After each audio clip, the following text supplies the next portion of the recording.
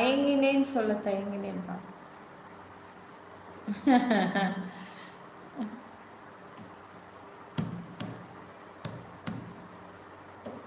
Sister லைவ்ல வந்து பாடுறேன்.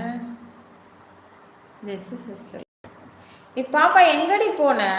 முருகன் துணை எங்க போனீங்க?